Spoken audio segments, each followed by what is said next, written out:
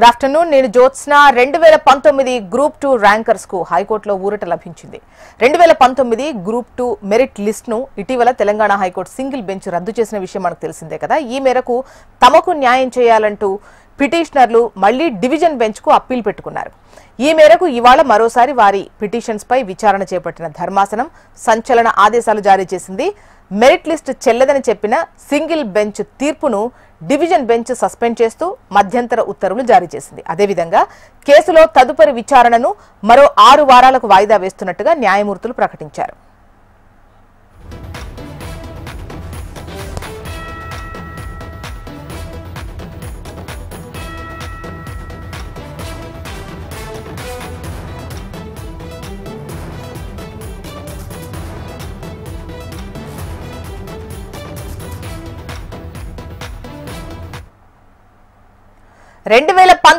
Group 2 rankers కు హైకోర్టులో ఊరట లభించింది. 2019 గ్రూప్ 2 మెరిట్ లిస్ట్ ను ఇటీవల తెలంగాణ హైకోర్టు సింగిల్ బెంచ్ రద్దు చేసింది. ఈ మేరకు తమకు న్యాయం చేయాలంటూ పిటిషనర్లు డివిజన్ బెంచ్ ను ఆశ్రయించారు. ఈ మేరకు ఇవాళ మరోసారి ఆ పిటిషన్స్ పై విచారణ జరిగింది. ఈ క్రమంలో ధర్మాసనం సంచలన ఆదేశాలు జారీ చేసింది. మెరిట్ లిస్ట్ చెల్లదని చెప్పిన సింగిల్ బెంచ్ తీర్పును డివిజన్ బెంచ్ సస్పెండ్ చేస్తూ మధ్యంతర ఉత్తర్వులు ఇచ్చింది. అదేవిధంగా కేసులో తదుపరి విచారణను మరో 6 వారాలకు వాయిదా వేస్తున్నట్టు ప్రకటించింది. ఇక మరిన్ని డీటెయిల్స్ అందించేందుకు హైదరాబాద్ బ్యూరో నుంచి రమణ సిద్ధంగా ఉన్నారు. రమణ, చెప్పండి. గ్రూప్ 2 2019 ర్యాంకర్స్ కు సంబంధించి ఊరట లభించినట్టుగా తెలుస్తోంది. ఆ సింగిల్ బెంచ్ తీర్పును డివిజన్ బెంచ్ రద్దు చేసినట్టుగా తెలుస్తోంది. దీనిపై మీ దగ్గర డీటెయిల్స్ ఏంటి?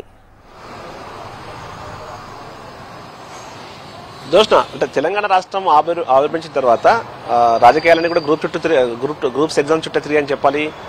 చాలా వరకు పొలిటికల్ అయినాయని కూడా చెప్పాలి. అంటే ఎప్పుడు వరుసగా వివాదాల చుట్టూ మొత్తం మనకు టీజీపీఎస్కి సంబంధించిన వ్యవహారాలు కూడా నడిచాయి.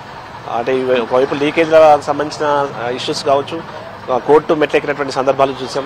ఇట్లా వరుసగా వివాదాల చుట్టూ తిరుగుతున్న ఈ అంశంలో మెయిన్గా గ్రూప్ 2కు సంబంధించి, అంటే తెలంగాణ రాష్ట్రం ఏర్పడిన తర్వాత మొట్టమొదటిసారిగా నిర్వహించిన గ్రూప్ 2 ఎలక్షన్స్, గ్రూప్ 2 ఎగ్జామ్స్ 2015లో నిర్వహించారు.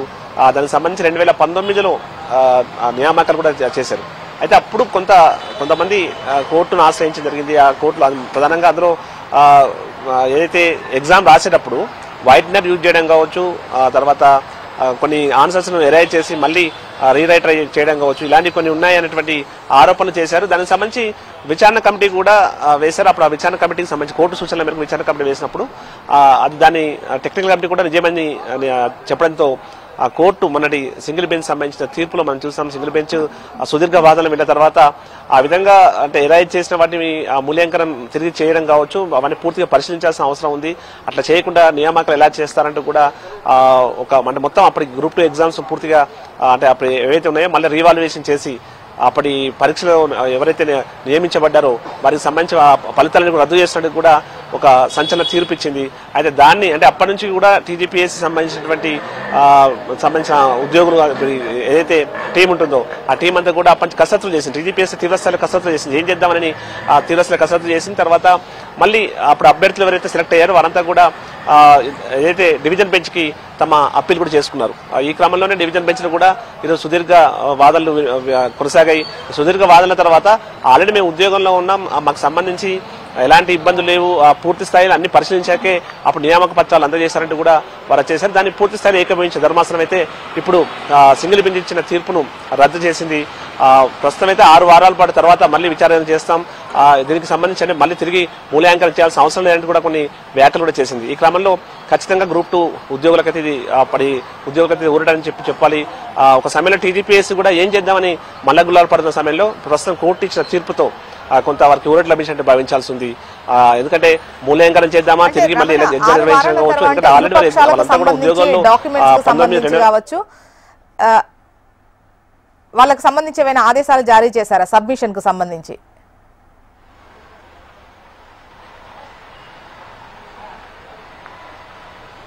రమణ, ఇప్పుడు 6 వారాల తర్వాత మళ్ళీ విచారణ ఉండబోతున్నట్టుగా తెలుస్తోంది. ప్రస్తుతానికైతే రద్దు చేసింది కోర్టు, బట్ 6 వారాల తర్వాత విచారణ అంటే ఏమైనా సబ్మిషన్ కోసము ఆదేశాలు జారీ చేశారా ఇరుపక్షాలను?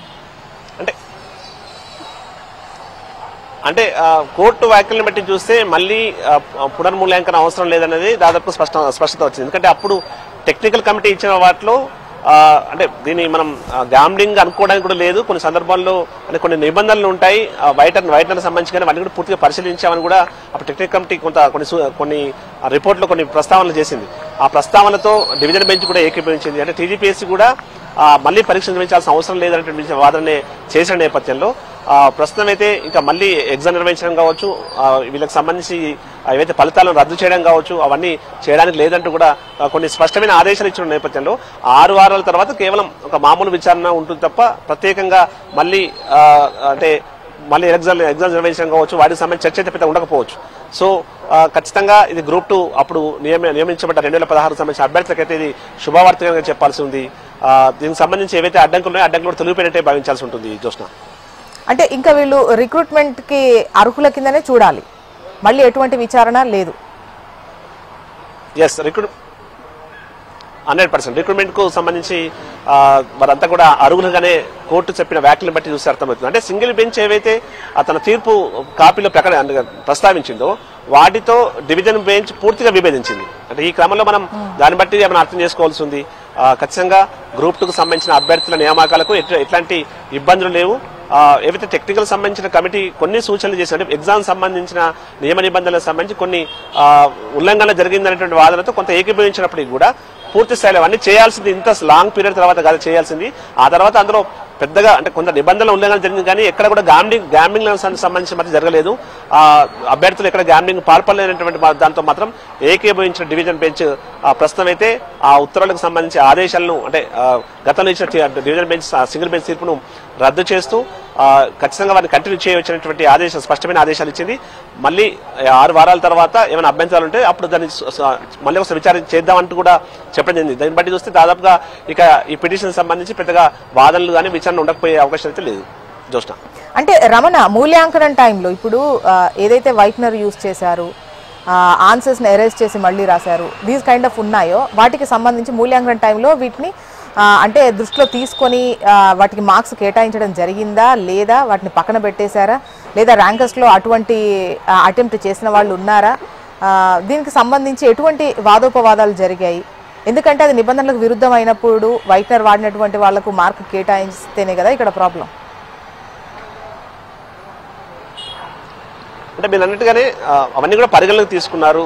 ఇప్పుడు ఏదైతే ప్రధానంగా వాదనలు వినిపించిన సందర్భంలో కొంత ర్యాంకర్లు కూడా కొంతమంది వైట్నర్ వాడినట్టుగా నిపుణుల కమిటీ ఇచ్చినటువంటి రిపోర్ట్ లో ఉంది. కానీ మరి ఆ బేస్ గా తీసుకుని మిగతా సంబంధించినటువంటి ఆన్సర్స్ కానీ మిగతా ఆ వివరాలు చూసినప్పుడు ఎక్కడ ఇబ్బంది తలెత్తే పరిస్థితులు లేవు వారికి సంబంధించి అనేటువంటి విషయాన్ని వాదన సందర్భంగా చెప్పారంటే టెక్నికల్ గా కొన్ని ఇబ్బందులు వచ్చినప్పటికీ కూడా దానికి సంబంధించి అప్పుడే వాటిని క్లియర్ చేయాల్సిన అవసరం ఉంది. గ్యాంబ్లింగ్ సంబంధించి పెద్దగా కనిపించలేదని టెక్నికల్ కమిటీ తన ఫైనల్ సంబంధించిన రిపోర్ట్ లో చెప్పడం జరిగింది.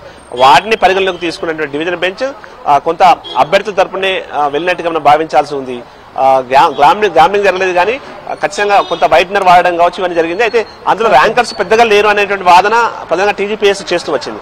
ఇప్పుడు సెలెక్ట్ అయ్యి ఉద్యోగాలు ఉన్న వాళ్ళలో దాదాపు అలాంటి వారు చాలా లేరు అనేటువంటి వాదనే టీజీపీఎస్ చేస్తూ వచ్చింది. దానికి సంబంధించి కొన్ని టెక్నికల్ ఆధారాలు కూడా అటు డివిజన్ బెంచ్ మీద ఉంచడంతో వాటితో ఏకీభవించిన కోర్టు మొత్తంగా సింగిల్ బెంచ్ ఇచ్చిన తీర్పును రద్దు చేస్తూ నిర్ణయం తీసుకుంది. ఎందుకంటే ఒక టైంలో టీజీపీఎస్ ని కూడా అడగడం జరిగింది, మీరు మళ్ళీ ఎగ్జామ్ కండక్ట్ చేయడం కావచ్చు, ఇవన్నీ పునర్మూల్యాంకనం చేయడం కావచ్చు, ఇవన్నీ సంబంధించి అంటే మేము ఆల్రెడీ పరిశీలన చేశామనే విషయాన్ని వారు చెప్పడంతో వారి వాదనలతో ఏకీభవించినటువంటి కోర్టు మొత్తం మీద వారిని సింగిల్ బెంచ్ ఇచ్చిన తీర్పును రద్దు చేస్తూ మళ్ళీ తిరిగి పునర్మూల్యాంకనం చేయాల్సిన అవసరం లేనటువంటి వాదనలతో ఏకీభవించింది. దీంతో కొంత ఊరటని చెప్పాలి.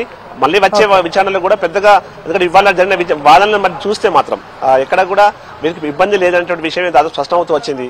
డివిజన్ బెంచ్ సింగిల్ బెంచ్ ఇచ్చినటువంటి తీర్పుతో పూర్తిగా విభేదించిన నేపథ్యంలో ఖచ్చితంగా గ్రూప్ 2 నియామకం నియమించబడ్డ అభ్యర్థులకు మాత్రం గుడ్ న్యూస్ గానే మనం భావించాల్సి ఉంది. జోష్న, రైట్ రమణ.